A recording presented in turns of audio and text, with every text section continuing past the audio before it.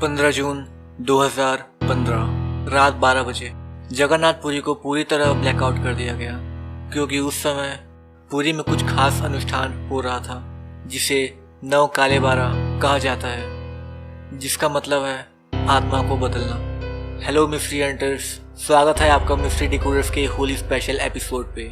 तो आइए जानते हैं कुछ ऐसे राज जिससे आप आज तक अनजान रहे हैं।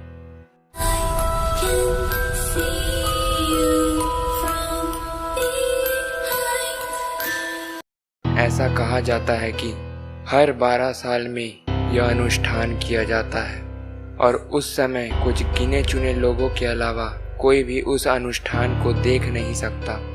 यहाँ तक कि कोई भी पुजारी उस बारे में बोलने को राजी नहीं है। और क्यों? जब यह अनुष्ठान किया जाता है तब लाइट्स, सीसीटीवी कैमरा और इलेक्ट्रॉनिक इक्विपमेंट्स को बंद कर दिया जाता है। क्यों? आप में से कई लोगों ने सुना होगा कि पुरी के मंदिर का फ्लैग, जिसे उड़िया में पतितपावन बाना कहा जाता है, वो हवा की विपरीत दिशा में लहराता है। क्या आपने सोचा है क्यों?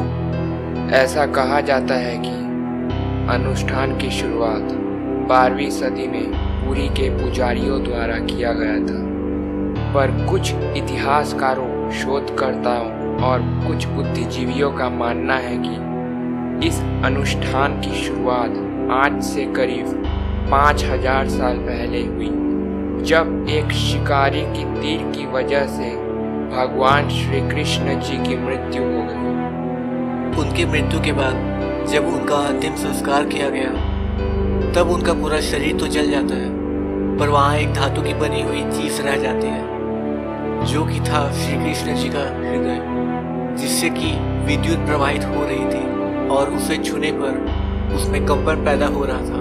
उसके बाद उस शिकारी ने सोचा कि इस हृदय को बेचकर अच्छा खासा मुनाफा कमाए, पर पूरे भारत का भ्रमण करने के बाद भी किसी ने उस हृदय को हाथ भी नहीं लगाया, उस डर की वजह से।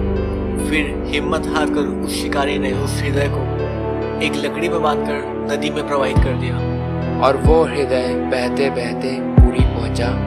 और जब वहाँ के राजा को यह अनोखा और कीमती चीज मिला तो उस राजा ने जैसे तैसे करके उस शिकारी को खोजने का हुक्म दिया। और बाद में जब उस शिकारी को खोजा गया तब राजा ने कई बार पूछने पर भी वह कुछ न बोला, और बाद में जब उस शिकारी को डराया गया तब आखिरकार उसने बोल ही दिया कि वो चीज कुछ और नहीं बल्कि भगवान श्री कृष्ण का हृदय है।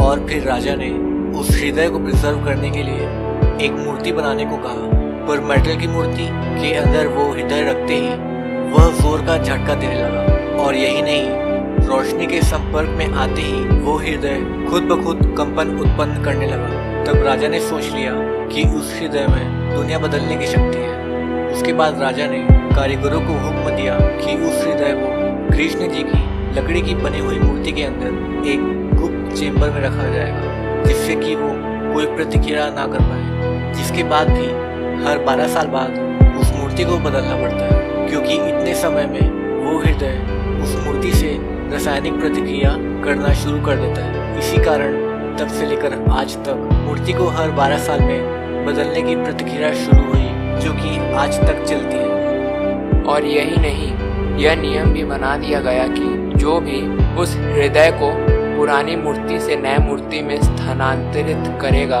उसके आंखों में पट्टी और हाथों में दस्ताने पहने हुए होने चाहिए। ऐसा कहा जाता है कि वह हृदय अष्ट धातु का बना है और उस हृदय के अंदर असीमित ऊर्जा समाहित है। क्या यही वजह है जगन्नाथपुरी के उल्टे लहराते झंडे की, जो शायद उस एनर्जी से रिएक्ट करके हवा के विपरीत दिशा में लहराता है? और क्यों 17 बार अरब और मुगलों द्वारा आक्रमण होने के बावजूद जगन्नाथपुरी को कुछ भी नहीं हुआ? और क्यों इस हृदय पर कोई साइंटिफिक रिसर्च नहीं किया गया है? क्या भगवान श्री कृष्ण एक सुपर ह्यूमन थे या कोई एक्स्ट्रा टेरेस्ट्रियल? क्या लगता है आपको? बताएं हमें कमेंट सेक्शन में। दोस्तों, आज के इस वीडियो में हमने जो भी कुछ बताया है वो सब इंटरनेट में या यूट्यूब में पहले से ही मौजूद है।